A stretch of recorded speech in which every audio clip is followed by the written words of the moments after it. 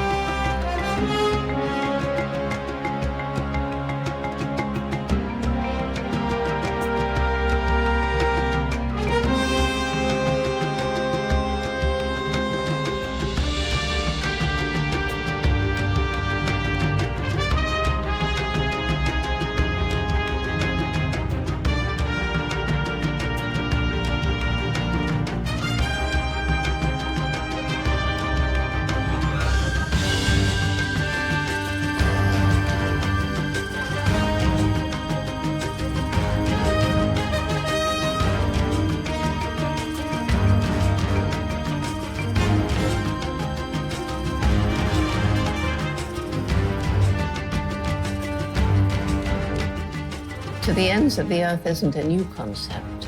It began when people first started looking beyond the next ridge, the next valley, to the lands beyond the mountains. They searched for the unknown, the unexpected, the surprising, to map, catalog, and show to others. Each explorer searched in their own way to push boundaries, expanding and sharing knowledge of what existed in the great beyond. Here you will see through a photographic vision a story for the ends of the earth, photographs by Todd Gustafson, a lifelong personal search for the dramatic and the unexpected. Traveling the world for decades, capturing intimate natural history moments and dramatic wildlife action, Todd has brought to the viewer images from East Africa, Brazil, Namibia, Patagonia, Rwanda, the Galapagos Islands, India, Costa Rica, Madagascar, and the ocean realm, revealing common threads that exist between humanity and the natural world that forever bind our fates together. Ancient mapmakers could only present what they knew. Beyond the edge of the map was the unknown, inhabited by monsters and dragons. Todd still pursues dragons in his personal search for the ends of the earth.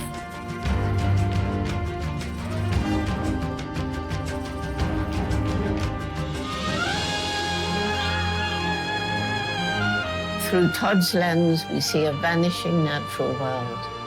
We can see a world we have the power to protect. We have a collective voice that can change the course of destruction to one of stability and rebirth.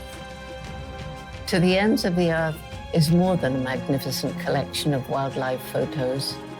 Todd's photographs allow us to experience vicariously the very behaviors people most want to see.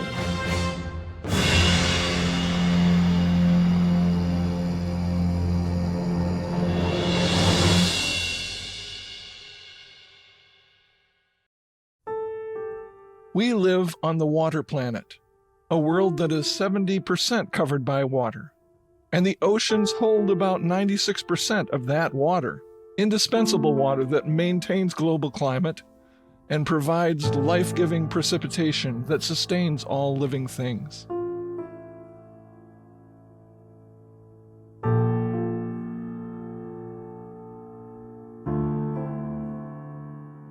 The very reason I'm a photographer and travel the world documenting the Earth's beauty is because my biology-zoology trained dad took our family to Tanganyika's Indian Ocean beaches when he had time off from teaching.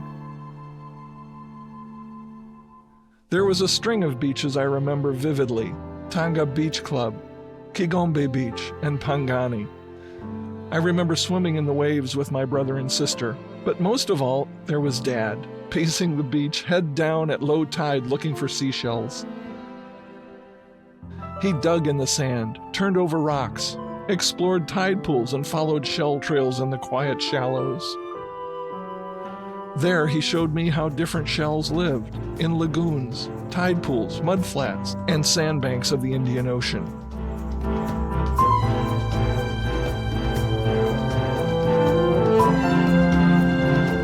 Coronata shells leave a classic trail when they prowl the tidal flats for nutrients.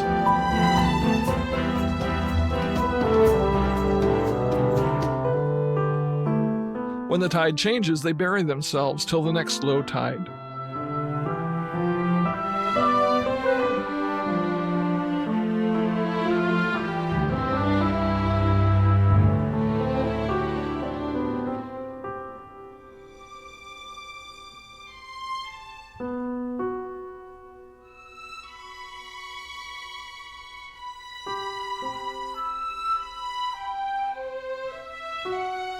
Mollusks have different diets, which determine what style of locomotion each species evolves. Conchs have an amazing foot with a stylized operculum or trap door that allows them to vault across mudflats.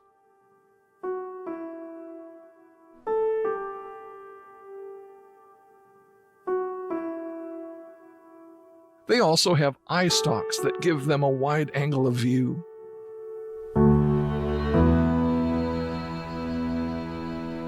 Another unique form of locomotion is employed by Janthena snails. They are pelagic, meaning they live in the open ocean, kept afloat by secreting from its foot a frothy liquid that hardens on contact with seawater into a raft of bubbles. This one has a colony of tag-along barnacles that filter ocean water as the shell travels the sea.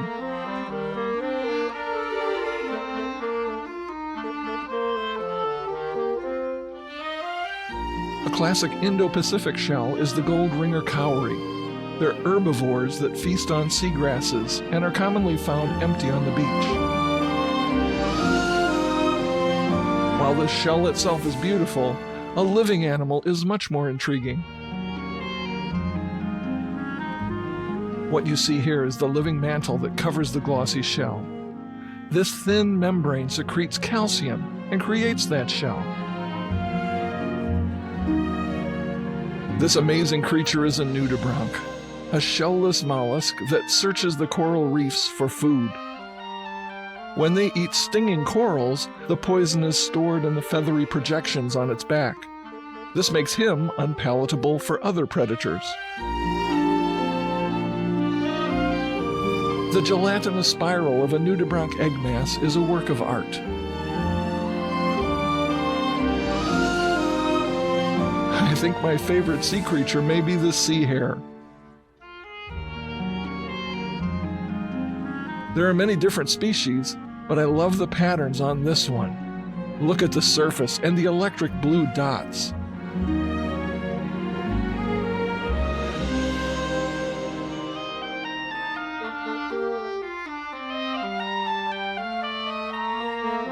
Here are some seashells found on a low-tide reef where there are no tourists.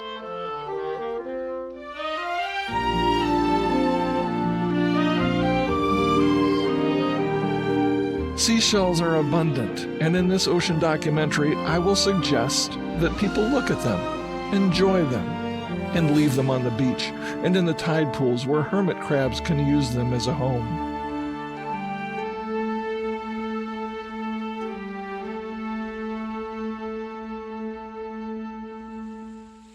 With over 70% of this Earth covered by oceans, it becomes a real issue to try and find the spot that you think would tell the story that's beneath the water. Here in the Maldives, we have a lot of the elements that we need to tell that story. We have tropical atolls, we have lagoons, we have open ocean, we have really good access, and the life that is here, the beautiful Indo-Pacific life includes whale sharks. It includes manta rays. It's got powder blue tangs and sea anemones and clownfish and turtles and eels and octopus. It has the whole story. There are beautiful areas of untouched, undamaged reef that have beauty for as far as you can swim, as far as you can see. And even parts that were damaged during El Nino, they're showing new growth. So there's new coral, and it's marked by sort of a bluish tinge as the new coral is growing where the old ones were.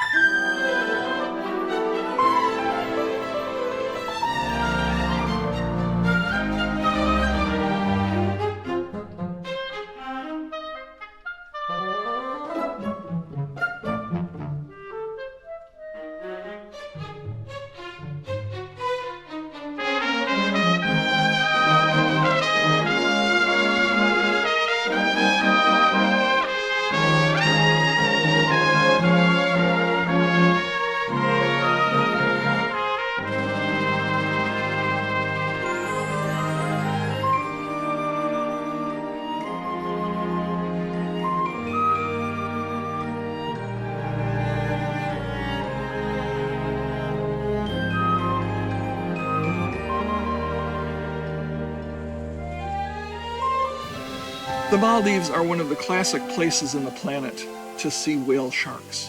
And one of our goals, whale sharks.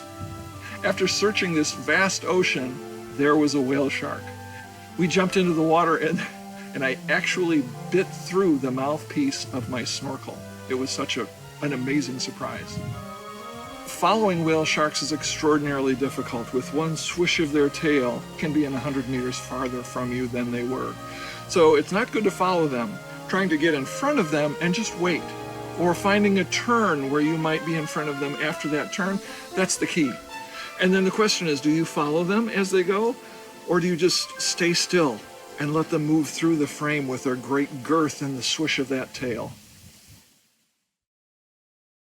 As a safari photographer, I am used to grabbing my equipment, pushing the button that I know is going to make a difference on the shot, whether it's making it brighter or darker, or the focus, or any number of adjustments I could make.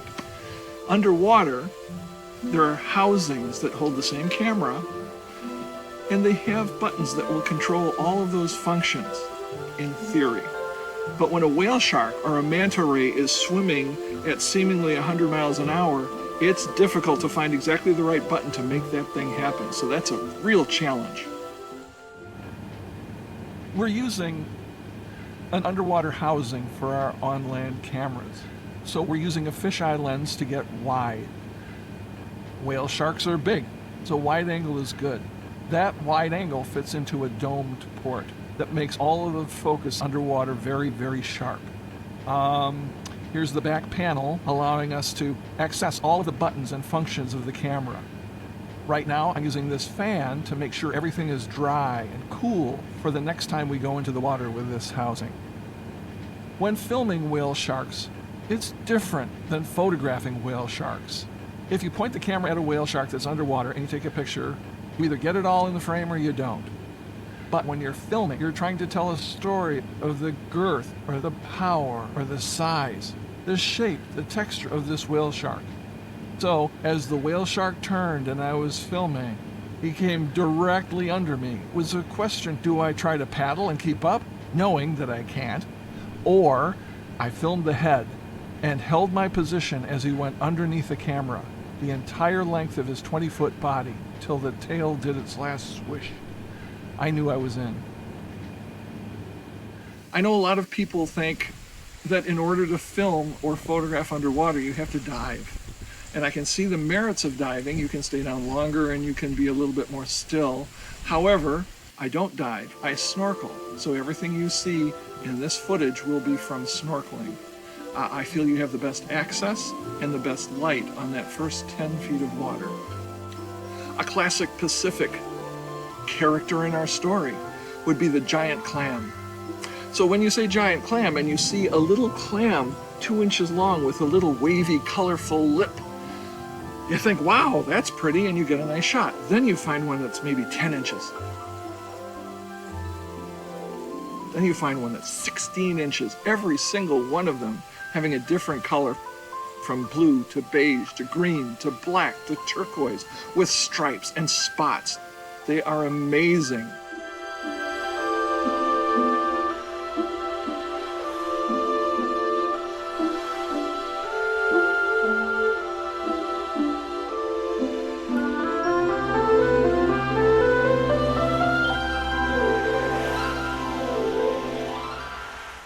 And what about sea stars in their varied colors, shapes, and textures?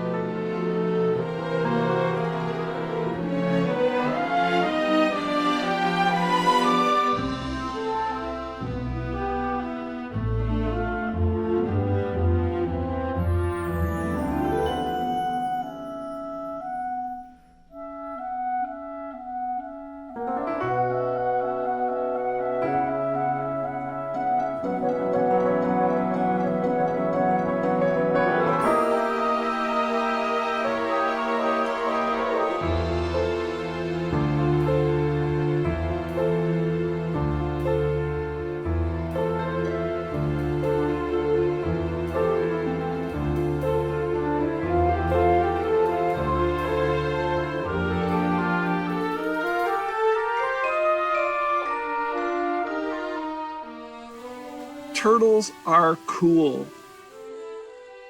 Here we have hawksbill turtles. We swam with 3 or 4 individuals, simply observing them as they picked through the seaweeds and grasses for nutrients. They come to the surface to breathe. Sometimes they're at the surface simply to breathe. Other times they're sighting or smelling to see where they are and where they want to be. My favorite shots are not when they're on the bottom. There's a lot of rubble and old growth coral that makes distracting textures. But when they come up for a breath and they have the deep blue of the great beyond behind them, that's what I like.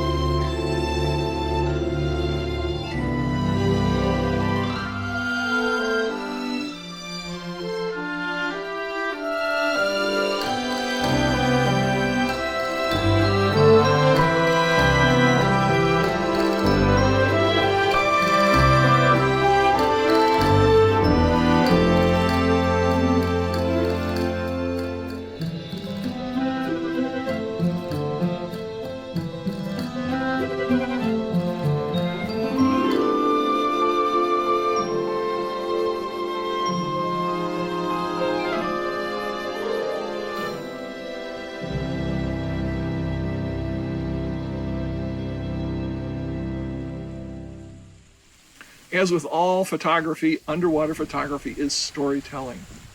You can take a picture of a fish. It can be sharp. It can be in the middle of the frame. It can be perfectly in focus. But if it's not doing anything, it's not a story. There's a picture of a parrotfish. It's pretty. The colors are dramatic. However, if there's a cleaner wrasse who's working on that fish, and if that fish were to twist and turn toward the camera, showing its teeth, with which it creates all of the sand in the ocean, that's a story.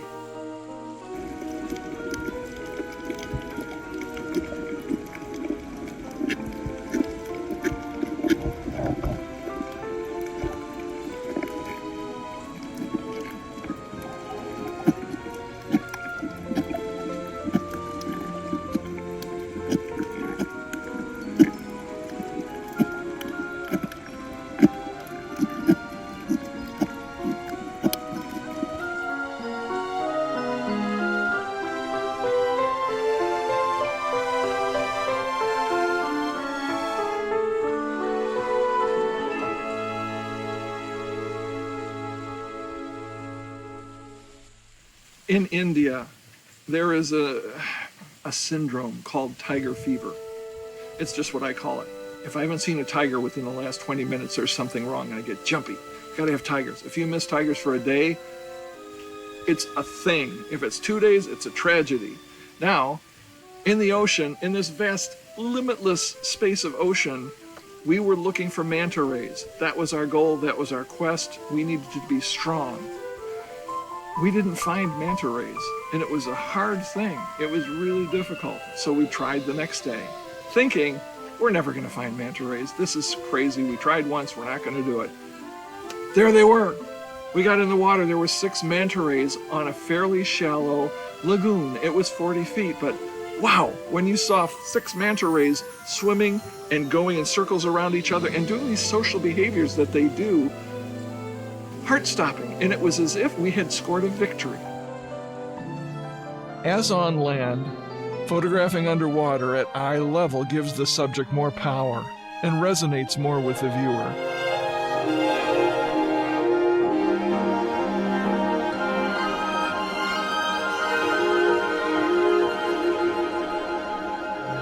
This Indian bulb anemone is right at eye level and brings us into the striped clownfish's world. They stay safe inside the poisonous tentacles by developing a resistance to that anemone's poison and covering themselves with it as they swim and nestle in the tentacles.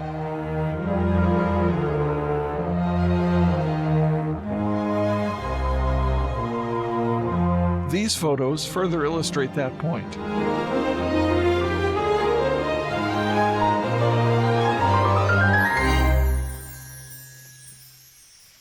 Needless to say, underwater we are not in a vehicle as we are in a safari.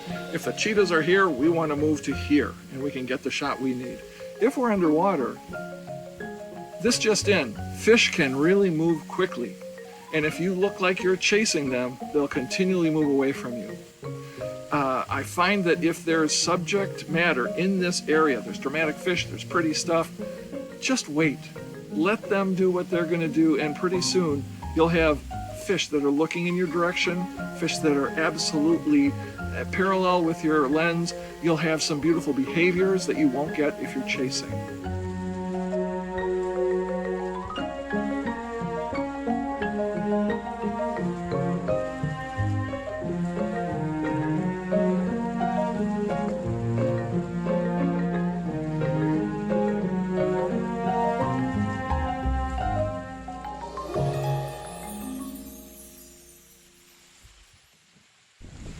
What I truly love about the tropical atoll that we are on is it's surrounded by a golden beach.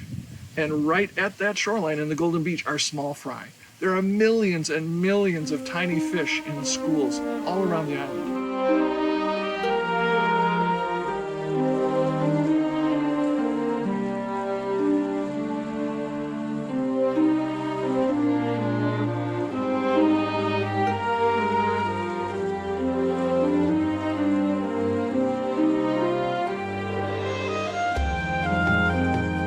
They support gray herons that come and fish. They support the reef fish that come in and try and catch a meal.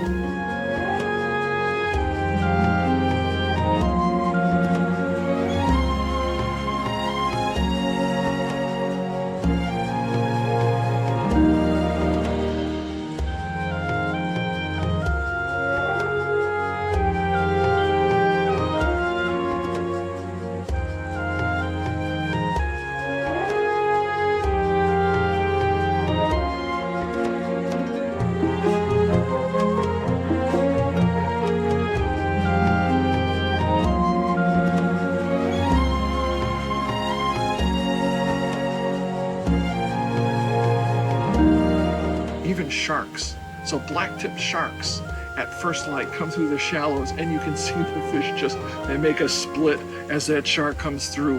And when the bully boys from the ocean come in, there was one moment that I will never forget.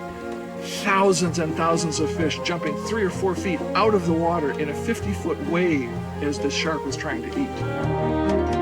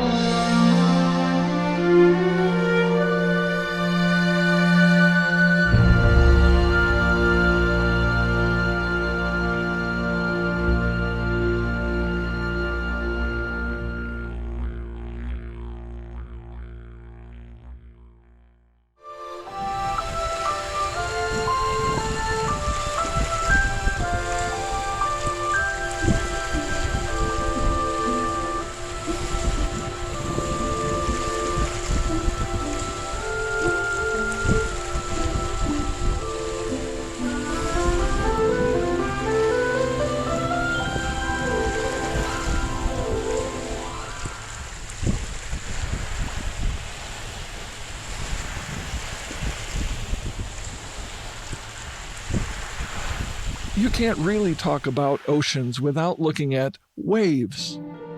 These amazing phenomena are the result of water molecules traveling in circles via kinetic energy.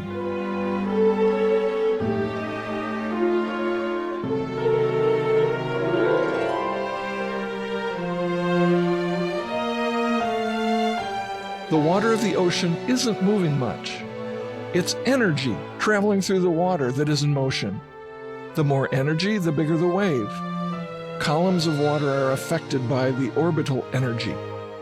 As the wave approaches the shore, the column is compressed against the ocean floor, causing the wave to rise up and eventually crest and collapse.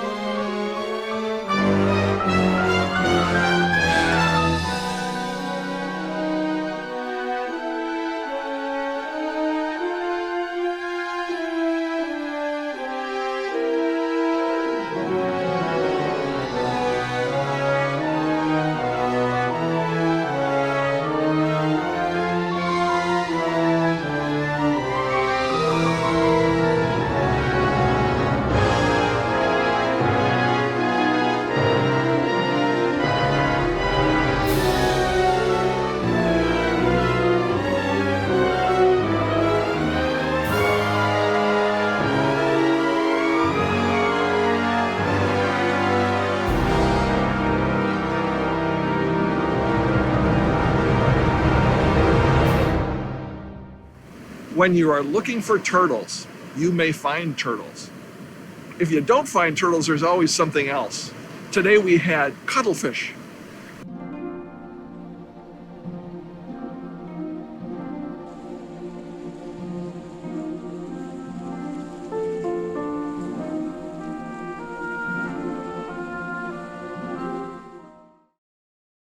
We had conch shells.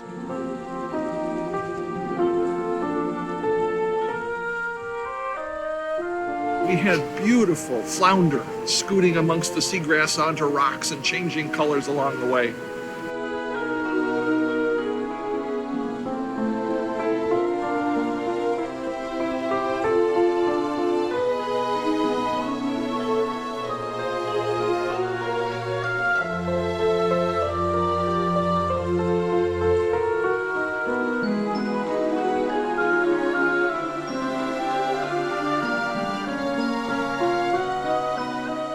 Stingrays patrol the sand flats of the Caribbean. In Grand Cayman, we have a species of stingray called the southern stingray. And they grow especially big in the North Sound, where there's plenty of squid to eat.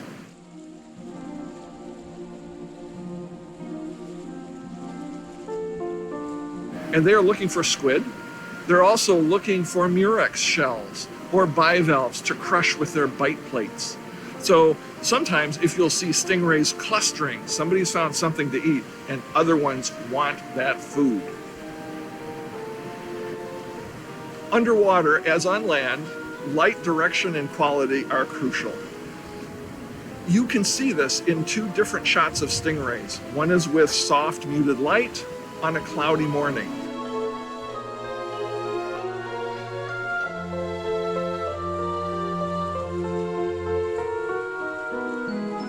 Another is bright, sparkly light that's coming through and creating dappled patterns on the stingrays. I feel it's a little harsh.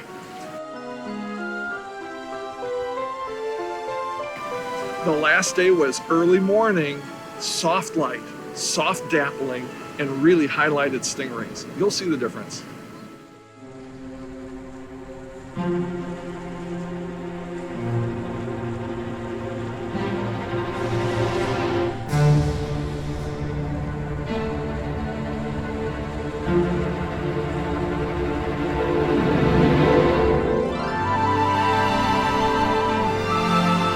So when we got on the water with the stingrays, I realized that the light angle was really important.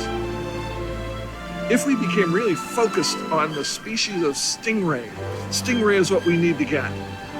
It didn't matter what they were on, we were just going to get stingray. We realized that the pictures weren't all that good. The film wasn't all that spectacular.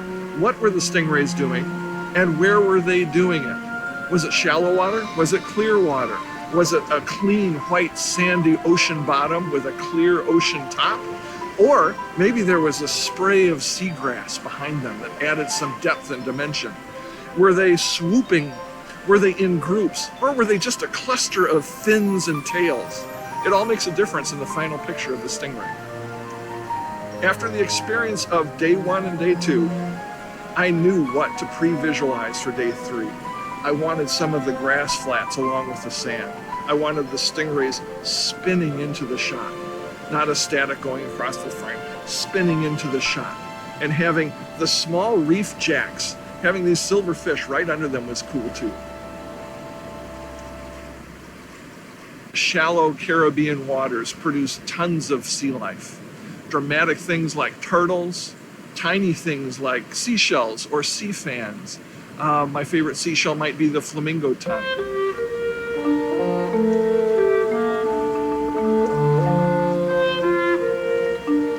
Coral life in the Caribbean is completely different than coral life in the Indo-Pacific region. Here we have brain corals for hard corals. We have elkhorn corals, staghorn corals for the hard corals.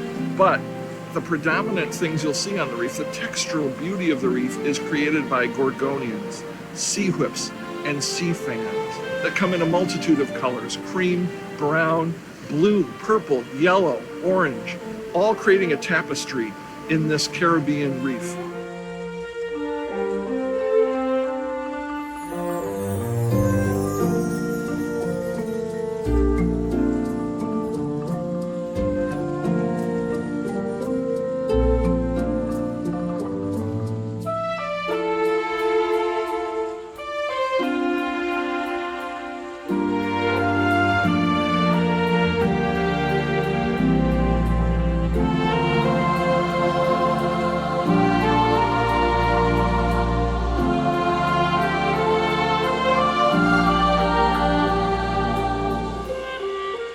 Photographing and filming one sea fan or one beautiful gorgonian has its place. But when you have the gorgonians stacked up and mixed with sea fans and sea whips to create that tapestry of color and texture as they wave in the current together, it's almost like a symphony of textures.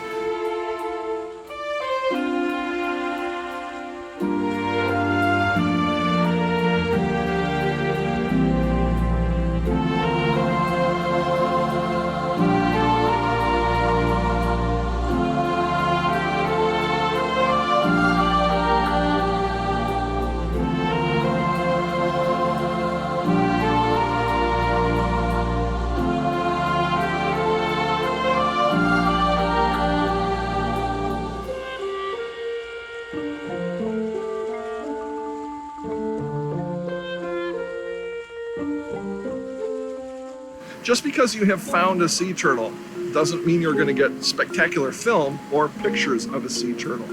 Everything is dependent on the activity, the light, and the angle of view. What are they doing? Are they swimming? Are they breathing? Are they feeding? If they're feeding, are they feeding away from you, or are they feeding slightly towards you so that you see the entire texture of the shell, the beautiful flippers, and their mouths chomping on the seagrass?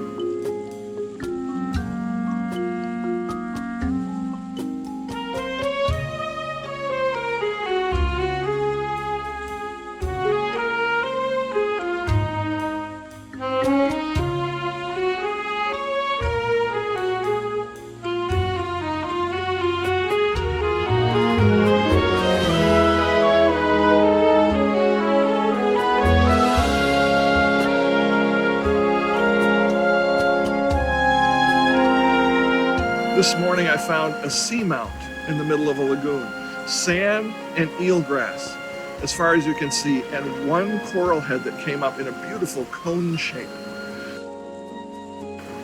I got enamored with the fish that were in there for protection. The snappers and groupers and some of the little tiny squirrelfish, they're all kind of gravitating toward that seamount for protection, so I went for the fish. I realized that's not the story. The story is the entire biosphere of the seafloor going to the seamount, the surface of the water, and then all of the fish surrounding it. That's the shot.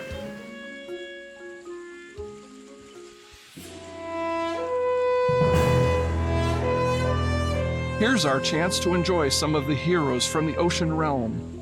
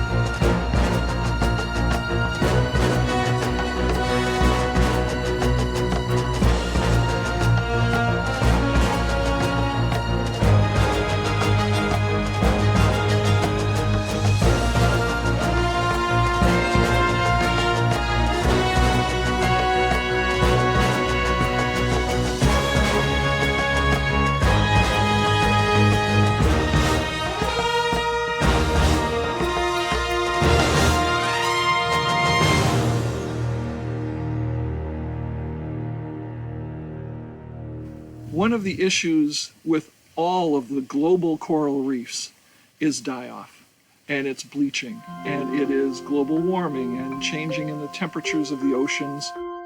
I choose to use my photography to stand with nature, our delicate planet, and the wildlife that are shown in this documentary. Imagine a world without coral reefs, turtles, whales, stingrays, and those are just the obvious animals at risk. And think how these wild creatures have so much in common with each other and with us. Through Todd's lens, we see a vanishing natural world.